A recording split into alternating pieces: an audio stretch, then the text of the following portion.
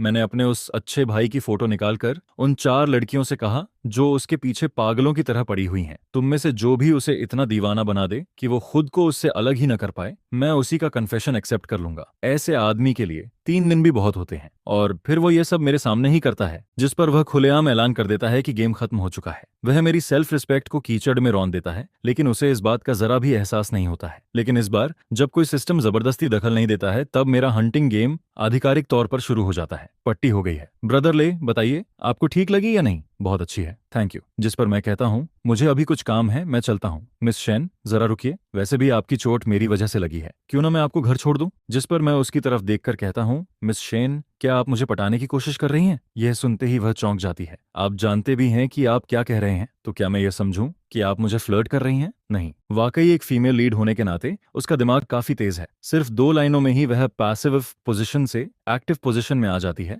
और साथ ही मेरा रिएक्शन भी जान लेती है। जिस पर मैं मुस्कुराकर कहता हूँ, मिस शेन, खुद चोरी करके शोर मत मचाइए। बस मुझे लगा कि आप मेरे प्रति कुछ ज्यादा ही केयरिंग हैं, इसलिए मैंने ऐसा पूछा। मैं सीधी बात करने वाला इंसान हूँ। अगर मैंने गलत समझा है तो मैं माफी मांगता हूँ। अब क्या मैं जा सकता हूँ? अगर मैं कहूँ कि आपने गलत नहीं समझा तो क्या आप तैयार हैं? जिस पर मैं धीरे से हाथ बढ़ाकर उसके बालों को सहला देता हूँ। ले चैन, मिस शेन फिर से गुस्सा क्यों हो गई? अभी तो आपने ही कहा था कि मैंने गलत नहीं समझा। सिर्फ 10-15 मिनट पहले मिले इंसान के साथ आप इतनी जल्दी हाथ लगाने लगते हैं। सच में मुझे नहीं पता था कि आपकी मैनर्स ऐसी हैं। मैंने कोई गलत हरकत नहीं की, मैंने सिर्फ हाथ लगाया है। इसके बाद मैं दुखी चेहरा बनाकर कहता हूँ, अब तो मेरा कोई घर भी नहीं बचा है। बड़ी मुश्किल से रहने की जगह मिली थी, रास्ते में एक्सीडेंट भी हो गया। मैंने सोचा था कि मुझे कोई दयालु और नरम दिल इंसान मिला है जिसने इतनी प्यार से मेरी पट्टी की, लेकिन आखिर में सब झूठ निकला। मुझे उम्मीद नहीं थी कि आप भी मुझे परेशान करेंगी। चाहे यह ले चेन चालाक हो या नहीं, लेकिन वह बिल्कुल आम लोगों जैसा बर्ताव नहीं करता है। वहीं दूसरी तरफ शेन्यू अपने मन में सोचती है, मेरा मकसद सिर्फ इतना है कि वह मुझसे प्यार करे और मुझे प्रपोज करे। उसके बाद ये गेम खत्म हो जाएगा और मैं खुलकर उसके साथ रह सकूंगी। बाकी सब तो सिर्फ प्रोसेस है,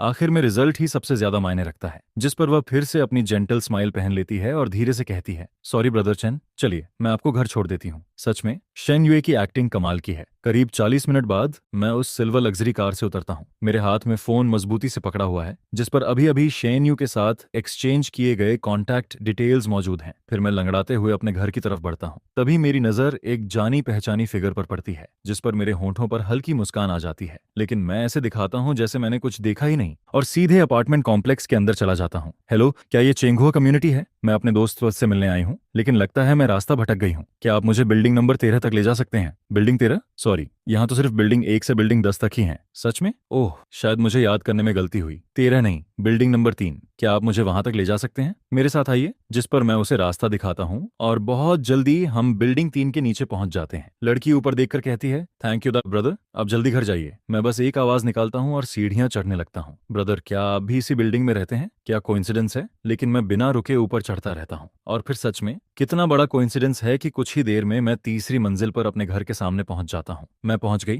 बाय। जैसे ही दरवाजा बंद होता है, बाहर खड़ी लड़की के चेहरे से मुस्कान पूरी तरह गायब हो जाती है। वह ऊपर जाने का नाटक करती है, लेकिन तुरंत वापस तीसरी मंजिल पर लौट आती है और मेरे दरवाजे पर नॉक करती है। और कोई काम था? वो बात ऐसी है ब्रदर, मेरा दोस्त अभी घर पर नहीं है। उसने कहा है कि वह थोड़ी देर में आएगा, लेकिन मैं एक स्टार हूँ, बाहर खड़े होकर इंतजार करना मेरे लिए ठीक नहीं है। क्या मैं थोड़ी देर आपके घर में रुक सकती हूँ? स्टार? नाम क्या है? जियांग चुचू। कभी नाम नहीं सुना। यह सुनते ही जियांग चुचू पूरी तरह हिल जाती है। क्या ये कैसे हो सकता है? अगर वह उसे पहचानता नहीं तो भी ठीक था, आखिर असली जिंदगी में मिलना अलग बात है। लेकिन उसने अपना नाम भी बता दिया था। फिर भी लिचेन कहता है कि उसने कभी नाम नहीं सुना। यह आदमी आखिर चाइना का ही है या नहीं? वैसे भी पहले वह एक अमीर परिवार का यंग मास्टर था, लेकिन जैसा यून यू ने कहा था बिल्कुल वैसा ही निकला। एक बेकार इंसान जो बस दिन काटना जानता है। यून यू की वजह से वह अपना शेड्यूल खत्म करते ही यहाँ दौड़ी चली आई थी, क्योंकि उसे इस गेम में जीतना था और सबसे पहले बाकी 3 लड़कियों से आगे निकलना था। जिस पर जांग चूचू मेरी तरफ देखती है। उसकी आंखों में कॉन्फिडेंस चमकता है। उसे पूरा यकीन है कि वह जीत जाएगी, जैसे मुझे हासिल करना उसके लिए सिर्फ उंगलियां हिलाने जितना आसान हो। वाकई अमीर घरों में पली बढ़ी ये यंग लेडीज एक से बढ़कर एक हैं। इनमें से कोई भी मुझे इंसान तक नहीं समझता है। जिस पर मैं मन ही मन खुद पर हंस पड़ता हूँ। अंदर आ जाओ। मैं एक तरफ हटकर उसे अंदर आने का इशारा करता हूँ। जियांग चुचू घर में घुसते ही चारों तरफ नजर दौड़ाती है।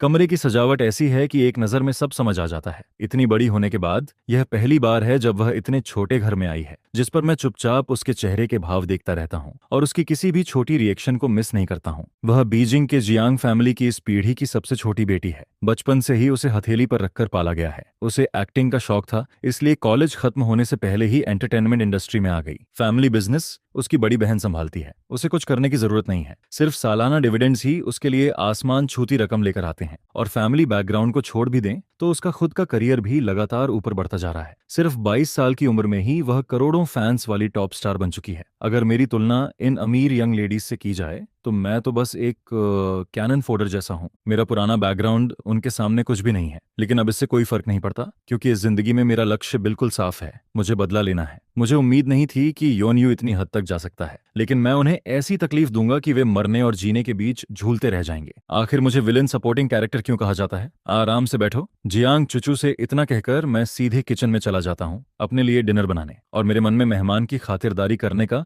जरा भी इरादा नहीं होता है, जिस पर जियांग चुचू हैरान हो जाती है। आखिर ली चेन इतना शांत कैसे रह सकता है? भले ही वह उसे पहचानता ना हो, लेकिन घर में एक अजनबी खूबसूरत लड़की मौजूद है, फिर भी वह बिल्कुल असहज नहीं होता है। न उससे बात करता है, न उसकी खातिरदारी, सीधे किचन में चला जाता है। अगर ऐसे ही चलता रहा तो बात नहीं बनेगी, मुझे जल्दी जीत हासिल करनी होगी। यह सोचकर वह तुरंत किचन की तरफ बढ़ती है। फिर वह दरवाजे के फ्रेम से टिककर खड़ी हो जाती है। उसके चेहरे पर चमकती हुई मुस्कान होती है, जो उसकी खूबसूरत फेशियल फीचर्स के साथ और भी ज्यादा आकर्षक लग रही होती है। वह इतनी खूबसूरत थी जैसे किसी पेंटिंग से निकलकर आई हुई हीरोइन हो। पिछले जन्म में मैं उसका वह ठंडा और बेरहम चेहरा पहले ही देख चुका था। जब गेम खत्म हुआ था तब मैं बाकी 3 फीमेल लीड्स के पास सच जानने गया था। एक के बाद एक अनगिनत चोटें खाने के बाद भी मैं अपने अंदर बची आखिरी उम्मीद लेकर उनके सामने गया था, जिस पर मैं उस लड़की की तरफ देखता हूँ जिसने कभी मुझसे मीठी मीठी बातें की थीं। मुझे उम्मीद थी कि उसके अंदर से कम 1% सच्चाई तो सुनने को मिलेगी। भले ही वह योनियो की वजह से इस गेम में शामिल हुई हो, लेकिन शायद उसने कभी मुझे थोड़ी सी सिंसियरिटी दी होगी। लेकिन जिस पल उसने अपना हमेशा वाला मासूम और प्यारा स्माइल हटाया, उसकी आंखों में मेरे लिए सिर्फ नफरत नहीं बल्कि घिन दिखाई देती है। ऐसा लगता है जैसे मैं कोई गंदगी हूं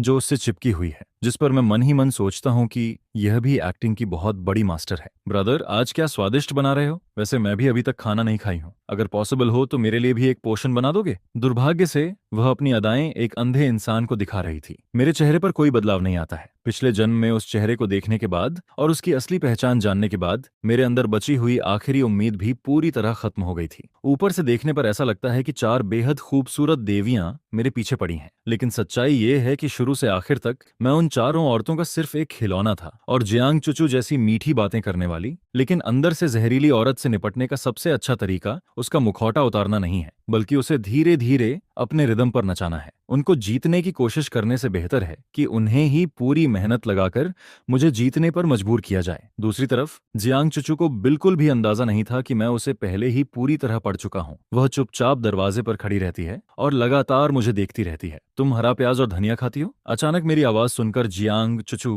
होश में आती है। उसे एहसास होता है कि वह मुझे घूरते घूरते खो गई थी, जिस पर वह हल्का सा खांस कर जवाब देती है। इसी दौरान उसके दिमाग में एक अजीब ख्याल आता है, अगर ब्रदर चेन कभी गहरी मोहब्बत से उसे आई लव यू कहे तो वह कैसा लगेगा। वह अब भी इसी बारे में सोच रही होती है कि तभी अचानक होश में आती है और देखती है कि मैं पॉडरकिट में एक बहुत बड़ा नूडल्स का कटोरा लेकर उसकी तरफ आ रहा हूँ, जिसमें पहाड़ जितना हरा प्याज और धनिया भरा हुआ है। हॉलवे काफी तंग होता है, जिस पर वह जल्दी से रास्ता छोड़ देती है। अचानक उसे ये गेम थोड़ा दिलचस्प लगने लगता है। यह एक अजीब सा एहसास था जिसे वह शब्दों में नहीं बता सकती थी, लेकिन इससे उसका मूड पहले से बेहतर हो जाता है। जियांग चुचू किचन में रखे नूडल्स को देखती है। उसके लिए खाना उतना जरूरी नहीं था, असली मकसद तो खाने के बहाने अपना प्लान आगे बढ़ाना था, जिस पर वह अपना कटोरा उठाकर बाहर ले आती है। मैं सिर झुकाकर बड़े मजे से खाना खा रहा होता हूँ। पूरा माहौल बेहद शांत और सुकून भरा लगता है, लेकिन अचानक जियांग चुचू को एहसास होता है कि उसके विचार गलत दिशा में जा रहे हैं। सच में किसी इंसान को सिर्फ चेहरे से जज नहीं करना चाहिए। जो आदमी ऊपर से बिल्कुल हार्मलेस लगता है वही योनयू का इविल ब्रदर है। क्या शांत और सुकून भरी जिंदगी?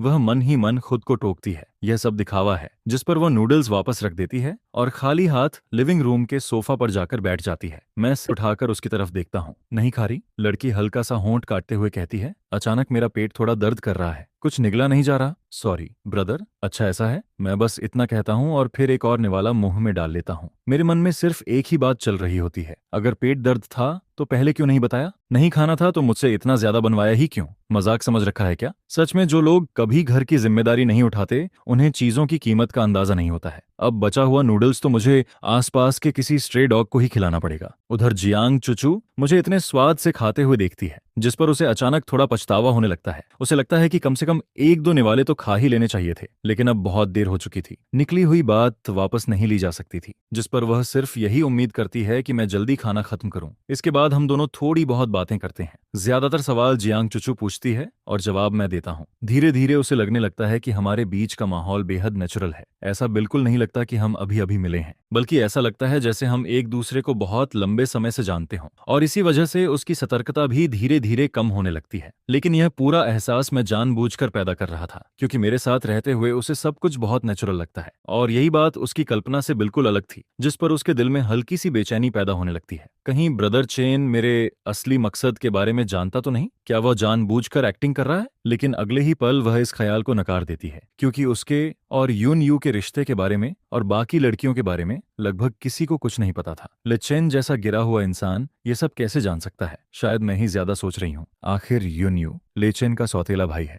दोनों ने साथ में काफी समय बिताया था। इस दुनिया में यून यू से ज्यादा लेचेन को कोई नहीं जानता, इसलिए उसने जो जानकारी दी थी वह गलत नहीं हो सकती। लेचेन बदल नहीं गया है, बस फैमिली की बर्बादी और सब कुछ खो देने के बाद उसने खुद को दबाकर रखना सीख लिया है। हाँ, जरूर यही बात है। वैसे भी किसी इंसान की जिंदगी में बड़ा हादसा आए तो उसका स्वभाव बदल जाना आम बात है, और लेचैन का यह बेफिक्र और ढीला रवैया भी उसकी नाकामी का ही सबूत है, जिस पर जियांग चुचू के अंदर पैदा हुई थोड़ी बहुत दिलचस्पी भी गायब हो जाती है। उसे लगने लगता है कि वह अपना समय बर्बाद कर रही है। अगर वह घर पर होती तो किसी महंगे सोफा पर लेटकर आराम से गेम खेल रही होती, लेकिन योन यू की वजह से उसे यह सब सहना पड़ रहा था। उधर मैं खाना खत्म कर चुका होता हूँ। मैं पूरी तरह उस औरत को इग्नोर कर रहा था जो लगातार मुझे घूर रही थी। बचे हुए नूडल्स को संभाल कर रखने के बाद मैं चाबी उठाता हूँ और बाहर जाने की तैयारी करता हूँ। मेरा यह एक्शन देखते ही जियांग चुचू तुरंत खड़ी हो जाती है। आप बाहर जा रहे हैं? मैं भी आपके साथ चलती हूँ, जिस पर हम दोनों बाहर निकलते हैं। दरवाजा जोर से बंद होता है। हॉलवे की लाइट जलती है और फिर बुझ जाती है।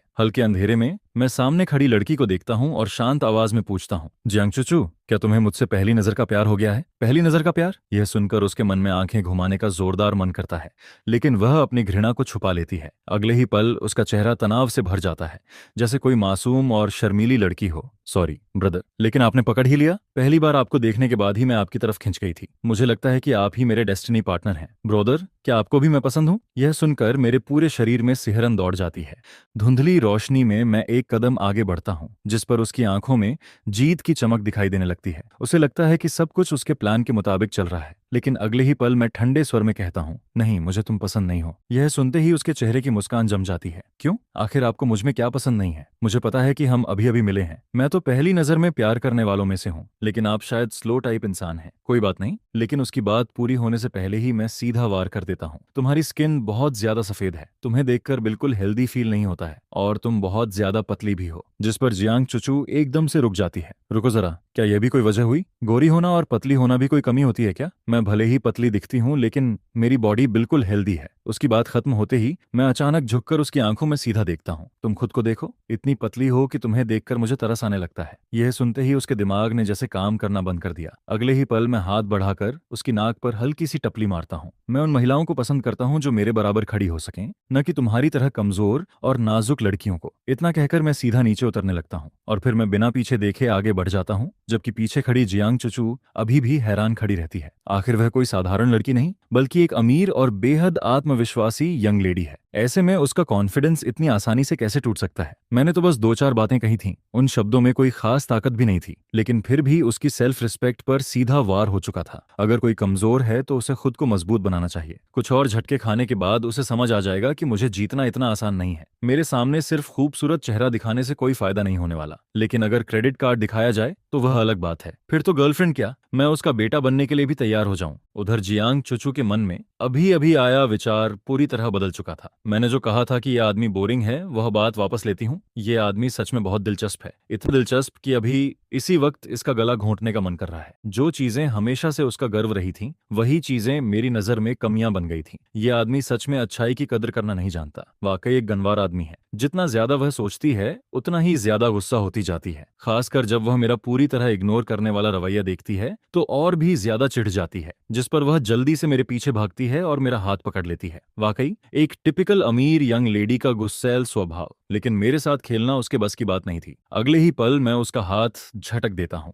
जो कहना है सीधे कहो। उसकी गोरी कलाई पर तुरंत लाल निशान उभर आते हैं, जिस पर वह आंखों में आंसू भरकर मेरी तरफ देखती है। क्या आप मुझसे इतनी नफरत करते हैं ब्रदर चेन? मैं तो बस आपसे थोड़ी बात करना चाहती थी। आप मेरे साथ ऐसा व्यवहार क्यों कर रहे हैं? जिस पर मैं समझ जाता हूँ कि वह फिर से बेचारी बनने का नाटक कर रही है। लेकिन इस बार मुझे मानना पड़ेगा, यह काफी दिलचस्प था। मैं तुरंत नरम पड़ने का नाटक करता हूँ। सच में सॉरी, कहीं मैंने तुम्हें चोट तो नहीं पहुंचा दी? आओ मैं देखता हूँ। जैसे ही मैं हाथ बढ़ाता हूँ, जियांग चुचू तुरंत मेरा हाथ झटक देती है। मेरे सामने झूठी हमदर्दी दिखाने की जरूरत नहीं है। मुझे इस हालत में देखकर आप बहुत खुश हो रहे होंगे, है ना? मैं आपको सबसे ज्यादा नफरत करती हूँ। आप ब्रदर यू की एक उंगली के बराबर भी नहीं है। यह कहते ही उसका चेहरा सफेद पड़ जाता है। उसे एहसास हो जाता है कि उसके मुंह से ऐसी बात निकल गई जो कभी नहीं निकलनी चाहिए थी। खत्म। इस बार तो सच में सब बर्बाद हो गया। वह जल्दी से सिर उठाकर कुछ समझाने की कोशिश करती है, लेकिन तभी वह देखती है कि मैं बिना किसी भाव के उसे घूर रहा हूँ। ब्रदर चेन, मेरा वह मतलब नहीं था। बस आपने मुझे दर्द दिया, इसलिए मैं थोड़ी गुस्से में आ गई थी। नफरत? मैं धीमी आवाज में दोहराता हूँ। तुम लोग आखिर किस हक से मुझसे नफरत करते हो? सच में तुम सब खुद को जरूरत से ज्यादा महत्वपूर्ण समझते हो? इतना कहकर मैं उसकी तरफ देखना भी बंद कर देता हूँ और सीधे आगे बढ़ जाता हूँ। मुझे जाता देख जियांग चुचू घबरा जाती है, जिस पर वह जल्दी जल्दी मेरे पीछे दौड़ पड़ती है। ब्रोदर, क्या आप स्ट्रे डॉग्स को ढूंढ रहे हैं? मैं भी आपकी मदद कर देती हूँ। जरूरत नहीं, मैं ठंडे स्वर में मना कर देता हूँ। फिर उसकी तरफ देखकर साफ शब्दों में कहता हूँ, जियांग चुचू, मुझे फर्क नहीं पड़ता कि तुम कोई सुपरस्टार हो या फर्स्ट साइट लव का नाटक कर रही हो। तुम बिल्कुल भी मेरे टाइप की नहीं हो, इसलिए कम से कम बेसिक रिस्पेक्ट बनाए रखो और मेरी सलाह है कि अपना समय मुझ पर बर्बाद मत करो। जिस पर वह तुरंत जवाब देती है, मुझे पता है कि आप मुझे पसंद नहीं करते, लेकिन मैं आपको पसंद करती हूँ, बस इतना काफी है। मुझे यकीन है कि अगर मैं हार नहीं मानूंगी तो एक दिन आपका दिल जरूर बदल जाएगा। यह सुनकर मुझे फिर से यूनियो की याद आ जाती है। उसका असर सच में कमाल का था। एक के बाद एक लड़की सिर्फ उसकी वजह से मेरे साथ अच्छा बनने का नाटक कर रही थी, जिस पर मेरे अंदर घिन की लहर दौड़ जाती है। सच कहूं तो मुझे यूनियो का धन्यवाद करना चाहिए। जो करना है करो, मैं बेपरवाही से जवाब देता हूँ। ब्रदर, आप सच में बहुत बेरहम हैं। लगता है मुझे पहले ही आपसे माफी मांग लेनी चाहिए। यह सुनकर मैं फिर सतर्क हो जाता हूँ। अब ये कौन सा नया खेल खेलने वाली है?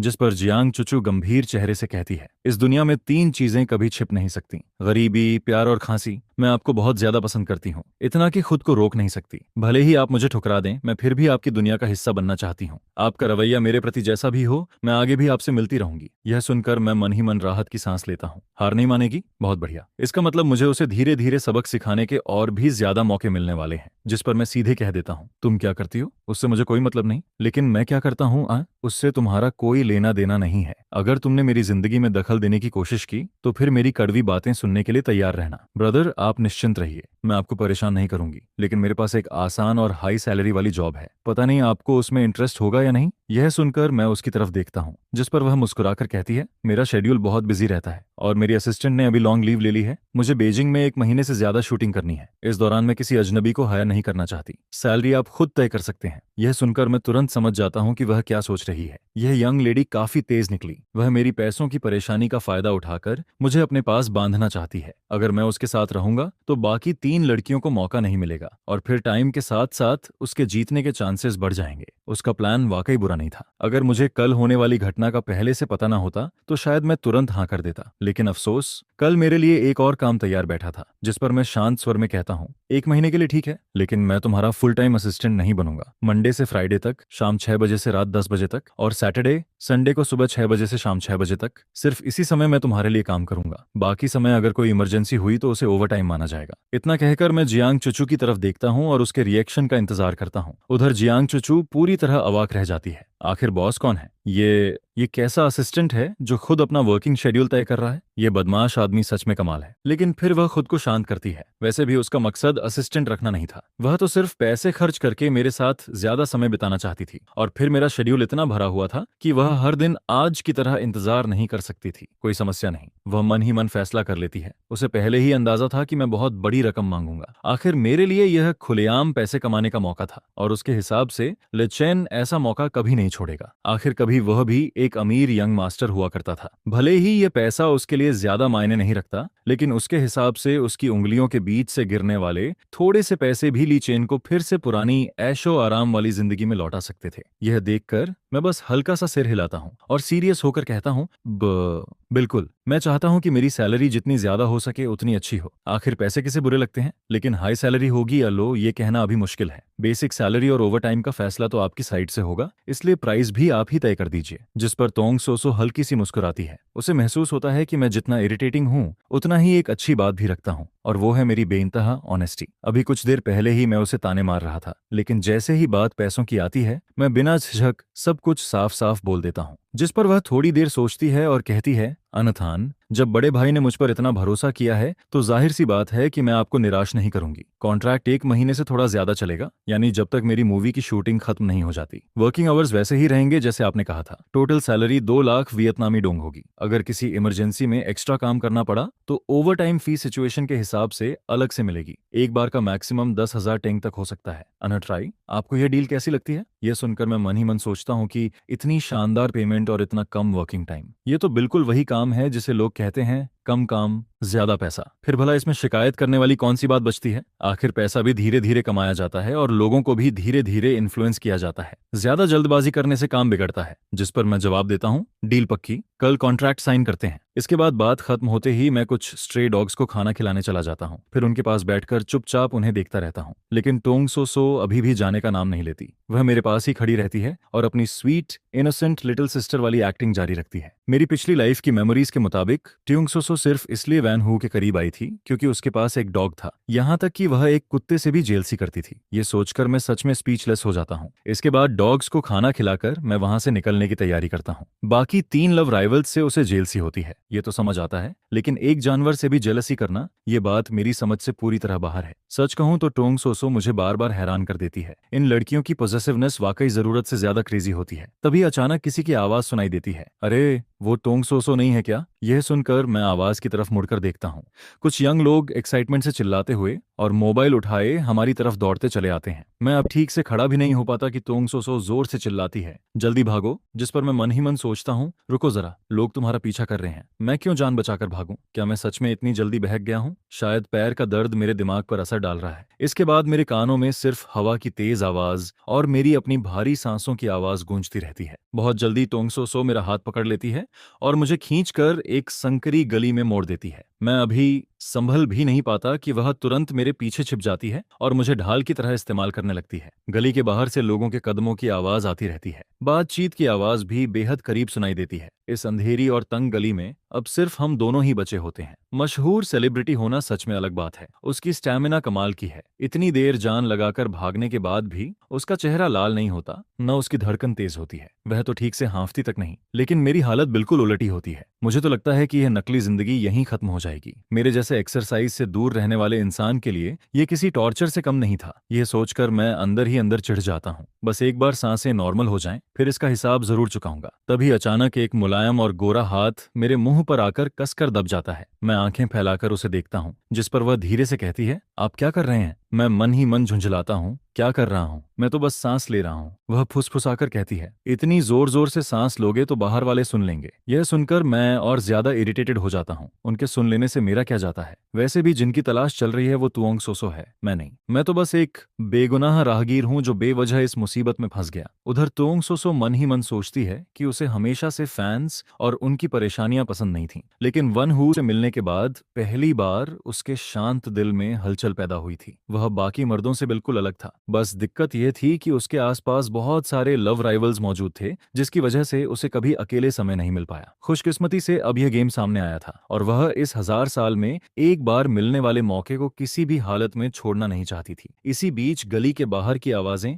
धीरे धीरे दूर चली जाती हैं, जिस पर टोंग सोसो का हाथ भी अनजाने में मेरे मुंह से हट जाता है। मैं उसे देखकर सोचता हूँ कि नेटिजन्स उसे स्वीट गॉडेस कहते हैं, और मानना पड़ेगा कि यह डिस्क्रिप्शन बिल्कुल सही है। तभी मेरे घायल पैर से दर्द की एक तेज लहर उठती है, जिस पर मेरा पूरा शरीर हल्का सा कांप जाता है। बिना देखे ही मुझे पता चल जाता है कि जख्म शायद फिर से खुल गया है, जिस पर मैं मन ही मन मुस्कुराता हूँ। टोंग सोसो, मैंने तुम्हारे लिए इतनी बड़ी कुर्बानी दी है, थोड़ा इंटरेस्ट वापस लेना तो बनता है। फिर अचानक मेरे मन में एक अजीब क्यूरियोसिटी पैदा होती है। अगर मैं अभी उसे अचानक गले लगा लूं तो वह क्या रिएक्शन देगी? यह सोचते हुए मैं उसकी तरफ बढ़ता हूं, जिस पर टोंग सोंग सोंग एकदम फ्रीज हो जाती है। और जब तक वह समझ पाती कि क्या हो रहा है, तब तक वह काफी देर से मेरी बाहों में आ चुकी होती है। वह घबराकर पूछती है, आंत्रे, आपका मतलब क्या है? यह सुनकर मैं तुरंत तैयार किया हुआ बहाना सामने रख देता हूँ। अभी अचानक मेरी आंखों के आगे अंधेरा छा गया था, शरीर थोड़ा कमजोर लग रहा था, इसीलिए बैलेंस बनाए रखने के लिए गलती से तुम्हें पकड़ लिया। वैसे भी मेरा पैर अभी घायल है, ऊपर से तुमने मुझे इतनी दूर तक दौड़ा दिया। मैं तो अभी तक तुमसे इसका हिसाब भी नहीं मांग रहा और तुम उल्टा मुझसे सवाल कर रही हो, जिस पर तुओंग सोसो थोड़ी गिल्टी महसूस करती है। आखिर उसे अपने साथ भागने पर मजबूर करना सच में कुछ ज्यादा हो गया था। ऊपर से मैंने उसे अपनी चोट के बारे में पहले बताया भी नहीं था। वह जल्दी से कहती है, अंतरे, आप भी कमाल करते हैं। अगर आप पहले बता देते कि आप इंजर्ड हैं तो मैं ज्यादा ध्यान रखती। जिस पर वह मन ही मन सोचती है कि अगर उसे पहले पता होता तो वह जरूर और ज्यादा केयर दिखाती। शायद इससे मेरी नजरों में उसकी इमेज भी बेहतर बन जाती। इसके बाद मैं जानबूझकर थोड़ा बढ़ा चढ़ाकर कहता हूँ, सच बताऊं तो तुम्हारी यह चिंता देखकर मेरी आंखों में आंसू आ जाते हैं। यंग मिस, क्या तुम सच में मेरी इतनी फिक्र करती हो? आज तक किसी ने मेरे दर्द भरे पैर की इतनी चिंता नहीं की।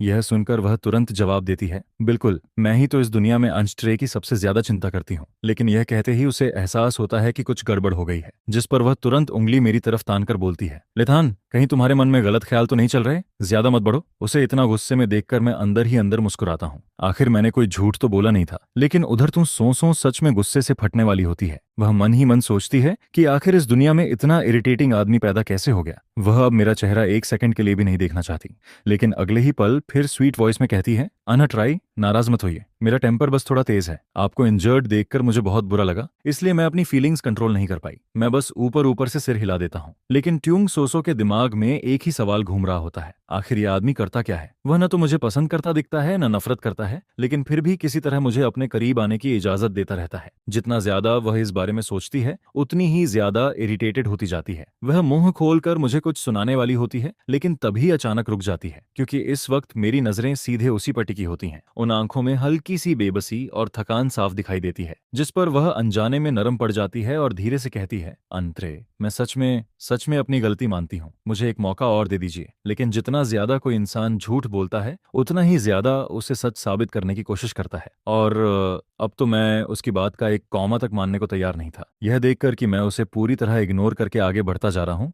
तुओंग सोसो का मूड और खराब हो जाता है, जिस पर वह गुस्से में वहीं रुक जाती है और पैर पटकने लगती है। लेकिन तभी उसके मन में अजीब सा एहसास पैदा होता है। उसे लगता है कि लेथान के आसपास हमेशा एक ठंडी और अकेली हवा मंडराती रहती है, जैसे वह पूरी दुनिया से खुद को अलग कर चुका हो, और यही बात उसे और ज्यादा क्यूरियस बना देती है। यह सोचते ही वह तुरंत मेरे पीछे दौड़ पड़ती है और मेरी शर्ट की स्लीव पकड़ लेती है। गली की धुंधली रोशनी ऊपर से गिर रही होती है, आधा चेहरा रोशनी में और आधा अंधेरे में छिपा रहता है, जिसकी वजह से हम दोनों के एक्सप्रेशन साफ दिखाई नहीं देते। कोई भी दूसरे के मन की बात नहीं पढ़ पाता। अचानक टोंग सो मेरी स्लीव को और कसकर पकड़ लेती है। उसकी आंखें हल्की लाल हो जाती हैं और आवाज में एक घबराहट सी महसूस होती है। यह देखकर मैं भी थोड़ा हैरान रह जाता हूँ। अब ये यंग मिस कौन सा नया ड्रामा शुरू करने वाली है? सच कहूं तो मैं पूरी तरह थक चुका था। आज मेरे पास उसके साथ माइंड गेम खेलने की बिल्कुल भी एनर्जी नहीं बची थी। यह बोरिंग खेल अब मुझे जरा भी इंटरेस्टिंग नहीं लगता, जिस पर मैं सीधा कहता हूँ, मैं कहीं नहीं जा रहा, पहले मेरा हाथ छोड़ो। उधर तोंग सोसो खुद भी हैरान होती है। रुको, मैं कर क्या रही हूँ? मैं खुद एक आदमी को पकड़कर रोक रही हूँ, और वो भी इस इरिटेटिंग आदमी को। यह सोचकर वह खुद को कोसने लगती है। लेकिन अजीब बात यह होती है कि उसके दिल का एक हिस्सा मेरी स्लीव छोड़ना ही नहीं चाहता, जिस पर मैं मुस्कुराकर कहता हूँ,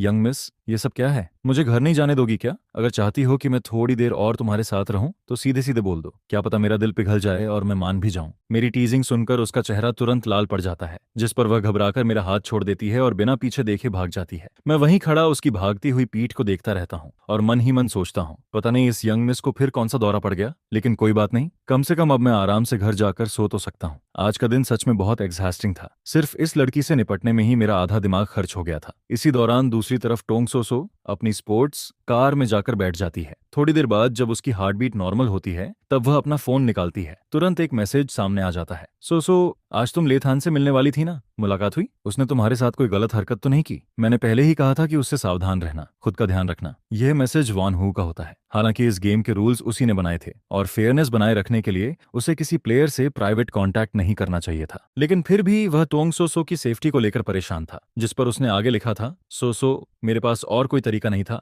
लेथान हमेशा मुझे टारगेट करता रहता है, लेकिन आखिर वह मेरा सौतेला भाई है। मैं उसके खिलाफ सीधे कदम नहीं उठा सकता, इसलिए मुझे तुम लोगों की मदद लेनी पड़ रही है। तुम्हें तकलीफ हुई उसके लिए सॉरी। गेम खत्म होने के बाद मैं इसकी भरपाई जरूर करूंगा। यह पढ़कर टोंग सोसो कुछ देर चुप रहती है, फिर जवाब टाइप करती है, मैं उससे मिल चुकी हूँ, लेकिन सब कुछ अप्रोच आपकी बातों से बिल्कुल अलग निकला। लेथान को मुझ में कोई इंटरेस्ट नहीं है। वह लगातार मुझे दूर धकेलता रहता है, मुझे अपने पास भी नहीं आने देता। यह लिखते समय उसके दिल में अजीब सी फीलिंग्स उठ रही होती हैं, थोड़ा दुख, थोड़ी उलझन और कुछ ऐसा जिसे वह खुद भी समझ नहीं पा रही थी। अगर यह पहले होता तो वान हू के इतने लंबे और केयरिंग मैसेजेस देखकर वह खुशी से पागल हो जाती, शायद पूरी रात जागकर उससे चैट करती रहती। लेकिन इस बार वह सिर्फ एक छोटा सा रिप्लाई भेजती है, समझ गई, मैं अपना ध्यान रखूंगी, उधर मेरी तरफ। एक लंबी और गहरी नींद के बाद मैं आखिरकार जागता हूँ। आंख खुलते ही सिर खुजलाता हूँ और बेड साइड पर रखा फोन उठा लेता हूँ।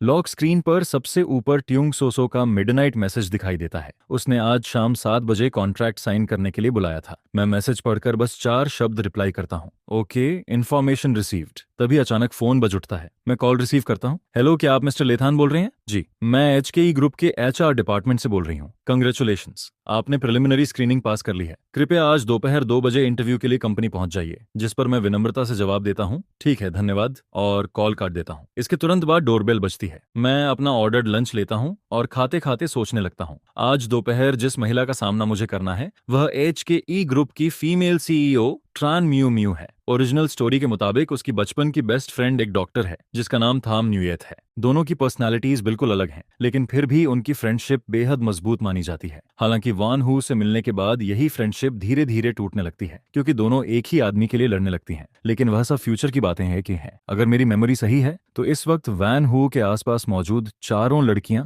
एक फ्रेजाइल बैलेंस बनाए हुए हैं और मेरी एंट्री उसी बैलेंस को तोड़ने वाली चिंगारी बनने वाली है। बस मुझे कैनन फोल्डर की तरह इस्तेमाल करके स्टोरी से बाहर कर दिया जाएगा और फिर उन लोगों का परफेक्ट हैप्पी एंडिंग शुरू हो जाएगा। यह सोचकर मैं ठंडी नजरों से पूरे गेम को देखता हूँ। सच में उस मेन कैरेक्टर की किस्मत कमाल की है। वह मुझे खत्म करना चाहता है, ठीक है, तो फिर मैं भी अपनी सारी चालाकियां, सारे डर्टी ट्रिक्स और सारे हिडन कार्ड्स इस्तेमाल करूंगा और उसकी केयरफुली प्लान्ड स्ट्रैटेजी को टुकड़ों में तोड़ दूंगा। जहां तक उन 4 औरतों की बात है, वे मुझे अपने हिसाब से मैनिपुलेट करेंगी या मैं उन्हें अपने हिसाब से इस्तेमाल करूंगा, यह अभी तय नहीं हुआ है। आखिर यह इमोशनल मैनिपुलेशन का गेम है और यहाँ हमेशा वही शिकारी नहीं होता जो पहली नजर में शिकारी दिखाई देता है। मुझे तो अभी उस फेज का पूरा फायदा उठाना था जब ये सारी औरतें पागलों की तरह मुझ पर पैसे उड़ाने वाली थीं। आखिर आगे के लिए थोड़ा रिटायरमेंट फंड भी तो जमा करना था। इसके बाद ठीक दोपहर के 2 बजे मैं अपनी परफेक्टली प्रेस्ड ऑफिस ड्रेस पहनकर HKE ग्रुप की बिल्डिंग के मेन लॉबी में पहुंचता हूं। तभी बाहर से आवाज आती है, नेक्स्ट कैंडिडेट लेथान, जिस पर मैं गहरी सांस लेता हूं और सीधे इंटरव्यू रूम का दरवाजा खोलकर अंदर चला जाता हूं। अंदर घुसते ही ऑफिस की ठंडी हवा हड्डियों तक उतर जाती है और सामने बैठी वह महिला सिर्फ अपनी कुर्सी पर बैठी होने के बावजूद पूरे कमरे पर दबदबा बनाए हुए थी। तान म्यू म्यू। आखिर हम फिर से आमने सामने आ ही गए। उसकी असली नेचर को जानते हुए मुझे पहले से ही यकीन था कि आज चाहे मैं इंटरव्यू कितना भी खराब क्यों न दूं,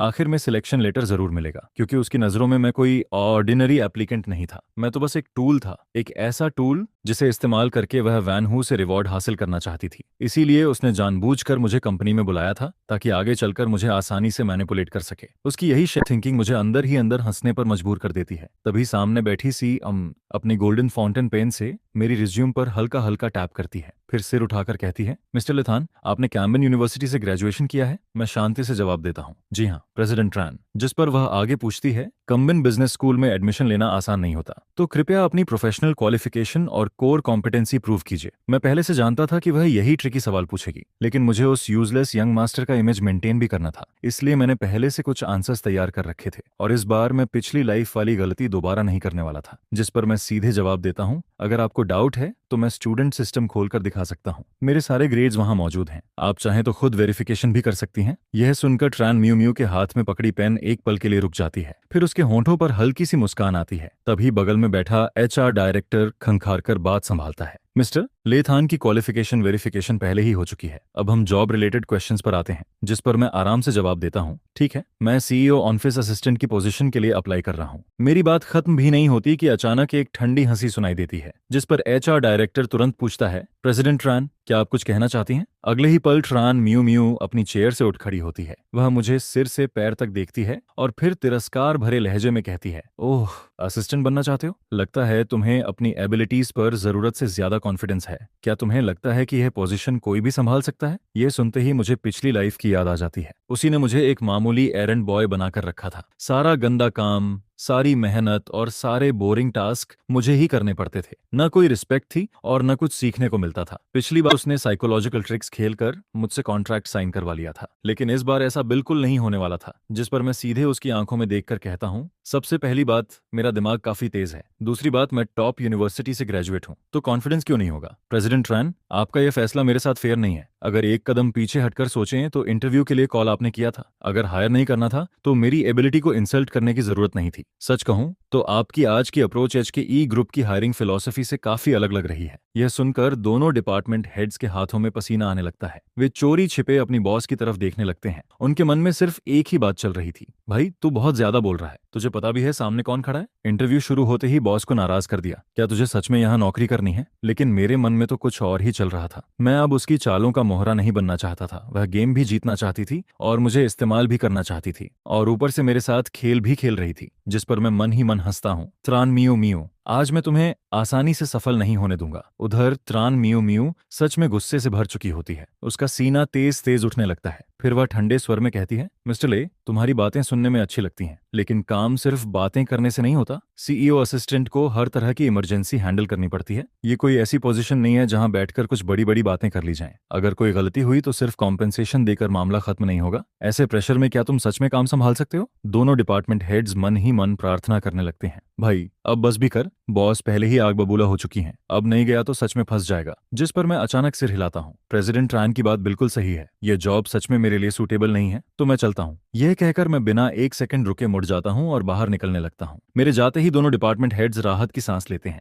लेकिन जब वे अपनी बॉस की तरफ देखते हैं तो उनकी आंखें फटी रह जाती हैं, क्योंकि ट्रैन म्यू म्यू अपनी सीट से गायब हो चुकी थी। जिस पर वे घबराकर बाहर भागते हैं और बाहर निकलते ही एक शॉकिंग सीन देखते हैं। सामने ट्रैन म्यू म्यू तेजी से मेरे पीछे पीछे चल रही थी। वह अपनी कोल्ड इमेज बनाए रखने की पूरी कोशिश कर रही थी और कह रही थी, तुम्हारा कॉन्फिडेंस और एटीट्यूड मैंने देख लिया है। CEO असिस्टेंट की रिक्वायरमेंट से वह परफेक्टली मैच करता है। Welcome to the company. यह देखकर दोनों डिपार्टमेंट हेड्स वहीं के वहीं जम जाते हैं। उनके दिमाग में सिर्फ एक ही बात आती है, कुछ तो गड़बड़ है। उधर मैं उसकी बात सुनकर हंसी रोक नहीं पाता, जिस पर मैं उसके कंधे पर हल्की सी थपकी देकर कहता हूँ, प्रेसिडेंट ट्रैन, आपकी नजर वाकई कमाल की है। चिंता मत कीजिए, मेरे जैसा टैलेंट मिलने के बाद कंपनी बहुत आगे जाएगी। इसके बाद मैं HR डिपार्टमेंट के साथ ज्वाइनिंग फॉर्मेलिटीज पूरी करता हूँ। लेकिन सिर्फ एक दोपहर के अंदर ही कंपनी में मेरे और तान म्यू म्यू के बारे में गॉसिप फैल जाती है।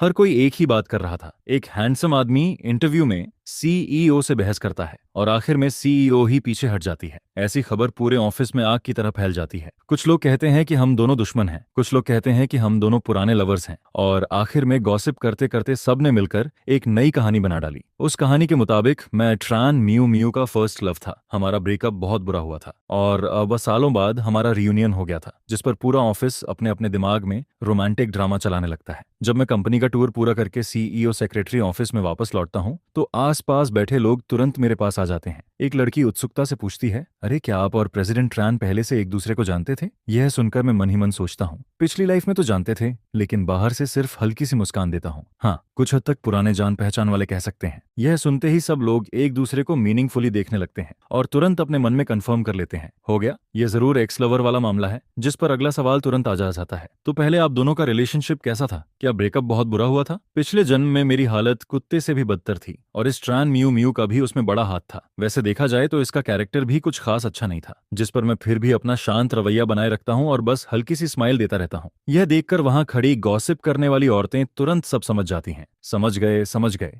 ये जो मुस्कुराने वाला रिएक्शन है इसमें जरूर प्यार और नफरत दोनों छिपे हैं। पक्का कोई आंसुओं से भरी बैक स्टोरी होगी। जिस पर मैं मन ही मन सोचता हूँ, यह कंपनी आखिर कब से तुम लोगों का गॉसिप मार्केट बन गई है? तुम लोगों का सारा काम खत्म हो चुका है क्या? इसी बीच क्यू वैन हियन धीरे धीरे चलता हुआ आता है, जिसके बाद वह मुझे सिर से पैर तक देखता है और उसकी आंखों में साफ तिरस्कार झलकता है। फिर वह घमंडी अंदाज में ठुड्डी उठाकर कहता है, सेक्रेटरी ले, प्रेसिडेंट ट्रैन ने तुम्हें कॉफी लेकर आने को कहा है। जिस पर मैं हाथ में पकड़ी फाइल नीचे रखता हूं और कैजुअली पूछता हूं, प्रेसिडेंट ट्रैन की कोई खास डिमांड है क्या? जिसके जवाब में वह कहता है, प्रेसिडेंट ट्रैन सिर्फ हैंड ब्रेव्ड कॉफी पीती हैं। पानी का टेम्परेचर बिल्कुल 88 डिग्री होना चाहिए और पानी डालने का टाइमिंग एक एक सेकंड तक एक्यूरेट होना चाहिए। जरा ध्यान से बनाना, अगर प्रेसिडेंट ट्रैन गुस्सा हो गई तो अपना सिर खुद संभालना। जिस पर मैं मजबूरी में हामी भर देता हूँ। फिर जैसे ही बाहर निकलने वाला होता हूँ तभी दरवाजे के बाहर से एक आवाज सुनाई देती है। एक महिला जिसने ग्रे रंग का सूट पहन रखा था दरवाजे से टिक कर खड़ी होती है और हल्की हंसी के साथ कहती है, मैनेजर क्यू, फिर से नए लोगों को परेशान कर रहे हो क्या? मेरे पास कुछ बढ़िया चाय है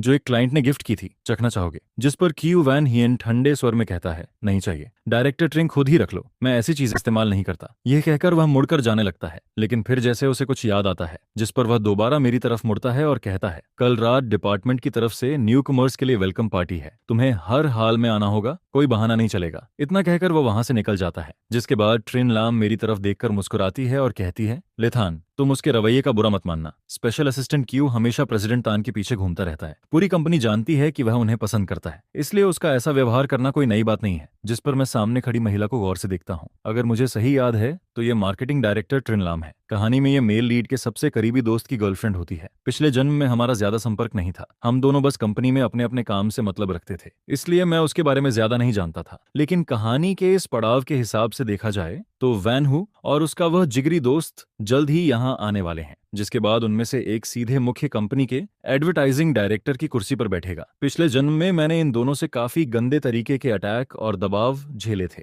यह सोचकर मैं सिर हिलाता हूँ और कहता हूँ, अभी मेरी मदद करने के लिए धन्यवाद। संयोग से मैं भी थोड़ा बिजी हूँ, इसलिए अब चलता हूँ। Hand brewed coffee. पिछले जन्म में मैं यह काम हजारों बार कर चुका था, जिस पर मैं कुछ ही पलों में एक परफेक्ट गर्म कॉफी तैयार करता हूँ और सीधे प्रेसिडेंट के ऑफिस की तरफ बढ़ जाता हूँ। ऑफिस में पहुंचकर मैं कॉफी का कप ट्रान म्यू म्यू के बाएं हाथ की तरफ रखता हूँ और बिना कुछ कहे मुड़कर जाने लगता हूँ। लेकिन तभी ट्रान म्यू म्यू अचानक मुझे रोकती है। रुको, अभी मत जाओ। यह कहते हुए वह कॉफी उठाती है और एक घूंट पीती है, जिस पर मैं उसके चेहरे के भावों को ध्यान से देखता रहता हूँ। और जब उसकी आंखों में संतुष्टि की एक हल्की चमक दिखाई देती है, तभी मैं समझ जाता हूँ कि इस बार मैंने सही दांव खेल दिया है। अब ट्रान म्यू म्यू मेरे काम में कोई कमी निकालने वाली नहीं थी। दूसरी तरफ ट्रान म्यू म्यू शुरू में मुझ में गलती निकालने का बहाना ढूंढ रही थी, लेकिन जैसे ही कॉफी का स्वाद उसकी जीभ को छूता है, वह थोड़ा चौंक जाती है, क्योंकि यह स्वाद उसकी पसंद के बिल्कुल मुताबिक था। जिस पर वह मन ही मन सोचती है, क्या सच में सामने खड़ा यह इंसान वही साधारण और बेकार आदमी है जैसा उसकी फाइल में लिखा हुआ है? क्यों इसे देखकर बिल्कुल वैसा फील नहीं हो रहा? कहीं ऐसा तो नहीं कि यह अपनी असली काबिलियत छिपाकर बैठा है?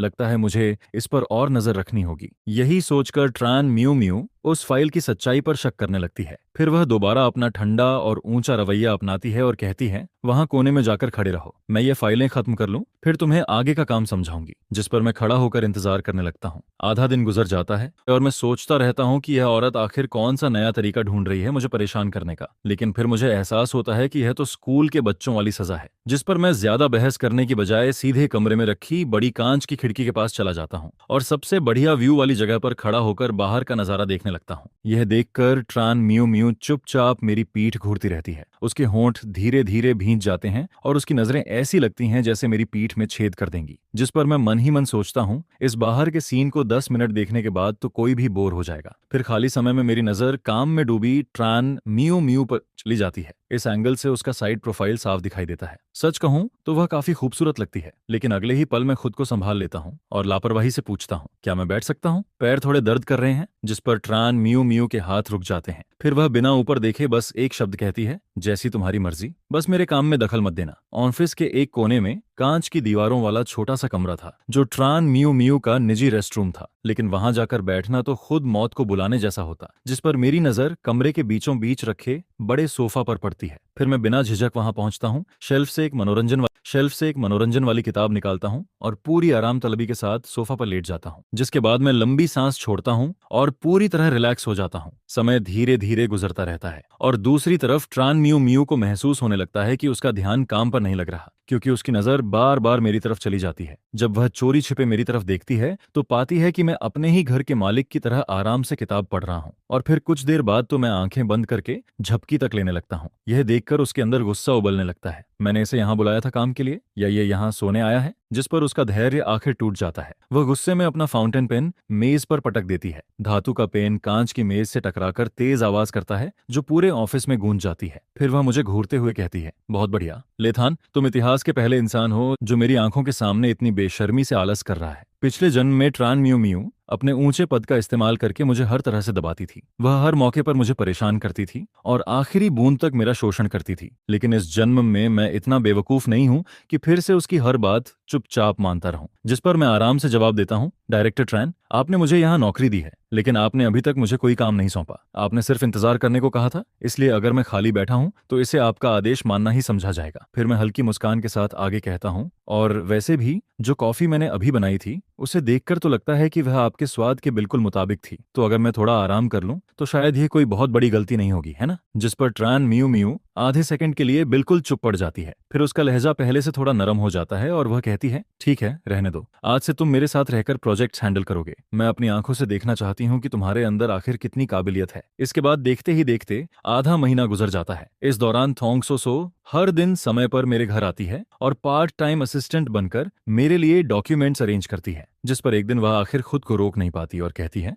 जब मैंने यह जॉब एक्सेप्ट की थी तब वान हू ने ही मुझे उकसाया था। उसका प्लान था कि मैं हर दिन आपके करीब रहूं, आपको इम्प्रेस करूं और आपके साथ रिलेशनशिप बनाने की कोशिश करूं। उसने मुझसे कहा था कि मिशन पूरा होने के बाद हम दोनों साथ में वेकेशन पर जाएंगे, लेकिन आपके साथ इतना समय बिताने के बाद मुझे उसकी असली सच्चाई समझ आने लगी। जिस पर वह कड़वी मुस्कान के साथ आगे कहती है, शुरू से आखिर तक उसने मुझे सिर्फ एक टूल की तरह इस्तेमाल किया। मैं उसके लिए बस एक चेस पीस थी, उसकी गंदी चालों का हिस्सा थी। लेकिन अब मैं सब कुछ साफ साफ देख सकती हूँ और अभी भी बहुत देर नहीं हुई है। यह कहते हुए वह सिर झुका लेती है। ब्रदर थान, मैं जो बार बार बीमारी का बहाना बनाकर आपके करीब आने की कोशिश करती थी, वह भी वैन हो की स्क्रिप्ट का हिस्सा था। उसने मेरे और म्यू म्यू के रिश्ते का फायदा उठाया और हम सबको इंसानों की भावनाओं से खेलने वाले इस घटिया गेम में घसीट लिया। लेकिन अब मेरी आंखें पूरी तरह खुल चुकी हैं। जिसके बाद एक एक करके वे सभी लड़कियां जो कभी मेरे करीब आई थीं मेरे पास आने लगती हैं और हर कोई रोते हुए यही कहती है कि अतीत में वान हू ने उन्हें इस्तेमाल किया था और उसी पागल गेम का हिस्सा बनाया था। यह सुनकर वान हू आग बबूला हो जाता है, जिस पर वह सीधे कंपनी में मेरे पास पहुंचता है। उसके चेहरे पर गुस्सा साफ दिखाई देता है। फिर वह उंगली उठाकर मेरी तरफ इशारा करता है और चिल्लाते हुए कहता है, अगर तुम लोग मेरी मदद नहीं करोगे तो मैं इस पूरे प्रोजेक्ट को बर्बाद कर दूंगा। मैं तुम्हारी जिंदगी जहन्नुम बना दूंगा। जिस पर मैं बिना भौं तक हिलाए शांत स्वर में जवाब देता हूँ, तुम्हारी मर्जी। अगर इतनी काबिलियत है तो जो करना है कर लो। इसके बाद प्रोजेक्ट लॉन्च कॉन्फ्रेंस का दिन आता है, लेकिन वान हू अभी अपना मुंह भी नहीं खोल पाता कि किसी ने उसकी तरफ काले कारनामों से भरी डॉक्यूमेंट्स की पूरी फाइल फेंक दी, जिस पर उसके सारे गंदे कामों के सबूत सबके सामने खुलकर आ जाते हैं। उसकी हर चाल,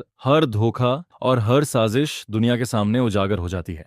यह देखकर वान हू शर्म से जमीन में गड़ जाता है। फिर वह गुस्से और बेइज्जती में दरवाजा पटक कर वहां से भाग जाता है। उस घटना के बाद उसकी हालत बेहद खराब हो जाती है। कुछ समय बाद वह कई महिलाओं को साथ लेकर मेरे घर आता है, जिस पर सबसे पहले एक लड़की आगे बढ़कर कहती है, यह सब मेरी गलती थी। मैंने अपनी छोटी सोच और जलन में आकर यह बेवकूफी भरा कॉन्क्वेस्ट गेम बनाया था ताकि आपको नुकसान पहुंचा सकूं। लेकिन अब मुझे अपनी सजा मिल चुकी है। मेरी सारी संपत्ति जब्त हो गई। मैं दिल से आपसे माफी मांगती हूँ। पहले मैं बार बार आपके करीब आकर आपको ट्रैप करने की कोशिश करती थी, लेकिन आज मैं आधिकारिक तौर पर आपसे माफी मांगती हूँ। अब से मैं सिर्फ एक्टिंग पर ध्यान दूंगी और ऐसी गंदी चीजों से हमेशा के लिए दूर रहूंगी। जिस पर दूसरी महिला भी आगे आती है और भारी आवाज में कहती है, मैं भी पहले वैन हो की मीठी बातों में आ गई थी, इसलिए मैं हर बात में आपके खिलाफ खड़ी होती थी। लेकिन अब मैं अपनी कंपनी के शेयर्स ट्रांसफर करना चाहती हूँ और आपको अच्छा कंपनसेशन देना चाहती हूँ। मुझे उम्मीद है कि आप ग्रुप में अपनी पोजीशन बनाए रखेंगे। इसके बाद एक डॉक्टर भी आगे आती है और शर्मिंदा स्वर में कहती है, मैंने जानबूझकर नरम और दयालु बनने का नाटक किया था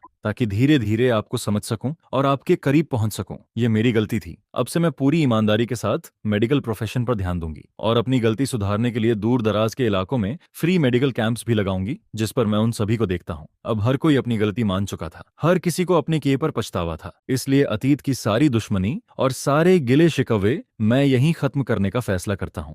इसके बाद मुझे आधिकारिक तौर पर कंपनी का मुख्य सदस्य बना दिया जाता है, जिस पर मैं पूरी मेहनत के साथ काम करता हूं और कंपनी के लिए एक के बाद एक बड़े कॉन्ट्रैक्ट्स लेकर आता हूं। नतीजा ये होता है कि मेरी सैलरी भी तेजी से बढ़ने लगती है। समय गुजरता है और फिर एक दिन हम सब कंपनी फ्रेंड्स की गैदरिंग में दोबारा मिलते हैं, जिस पर वान हूँ, जिसने अब एक छोटी सी दुकान खोल ली थी, हाथ में गिलास उठाकर कहता है, मैंने फैसला किया है कि अब मैं अपनी जिंदगी दोबारा शुरू करूंगा। इस बार मैं सिर्फ अपनी मेहनत पर भरोसा करूंगा और कभी किसी को नुकसान पहुंचाने वाली हरकत नहीं करूंगा। यह सुनकर थोंग सोसो मुस्कुरा देती है और कहती है, हाल ही में मुझे अपनी एक्टिंग के दम पर फिल्म अवार्ड मिला है। इतने उतार चढ़ाव देखने के बाद अब जाकर मुझे लगता लगता है कि मैं सच में खुद बनकर जी रही हूँ, जिस पर ट्रान मियो मियो भी सहमति में सिर हिलाती है। ग्रुप के पूरे सिस्टम को दोबारा व्यवस्थित किया गया है। कंपनी की ग्रोथ अब पहले से कहीं बेहतर हो रही है। हमने अंधी दीवानगी और बेवजह के जुनून को पीछे छोड़ दिया है और अब हम अपनी काबिलियत के दम पर एक शांत और स्थिर जिंदगी का आनंद ले रहे हैं, जिस पर मैं सभी लोगों की तरफ देखता हूँ। हर कोई अब अपनी सही जगह पर था, हर किसी ने अपनी गलतियों से सीख ली थी और शायद यही इस पूरी कहानी का सबसे परफेक्ट एंडिंग था।